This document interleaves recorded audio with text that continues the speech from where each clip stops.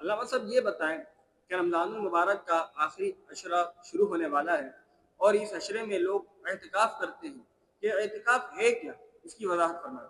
اعتکاف یہ نبی کریم صلی اللہ تعالی علیہ وسلم کا ایک بہت ہی پیارا عمل ہے، یعنی آخری عشرے میں رمضان المبارک کے مسجد میں 10 دن ٹھہرنا، یہ اعتکاف کہلاتا ہے۔ نبی کریم علیہ السلام ساری زندگی اعتکاف کیا کرتے تھے، اور اعتکاف کا معنی، اعتکاف کہتے ہیں ٹھہرنے کو، رکنے کو۔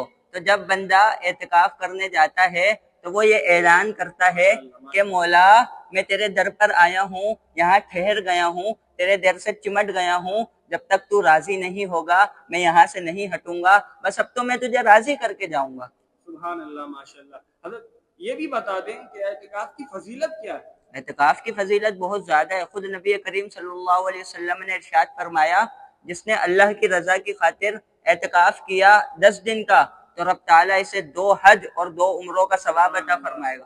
اور تو اور فرمایا کہ جس نے 1 دن کا بھی اعتکاف اللہ کی رضا کی خاطر کیا، رب تعالیٰ اس کے اور جہنم کے درمیان 3 ایسی خندقیں حائل فرما دے گا جس کا فاصلہ مشرق اور مغرب کے فاصلے سے بھی زیادہ ہوگا۔ سبحان اللہ، ماشاءاللہ۔ ناظرین دیکھیں اعتکاف کی کتنی فضیلت ہے، تو کوشش کریں کہ رمضان کے آخری عشرے میں آپ بھی پورے 10 دن کی اعتکاف کریں۔ 10 دن نہیں کر سکتے تو 3 دن یا 1 دن ضرور اعتکاف کریں، تاکہ اس کی فضیلت اور اس کی برکتوں سے آپ اور ہم دونوں مستفید ہوں۔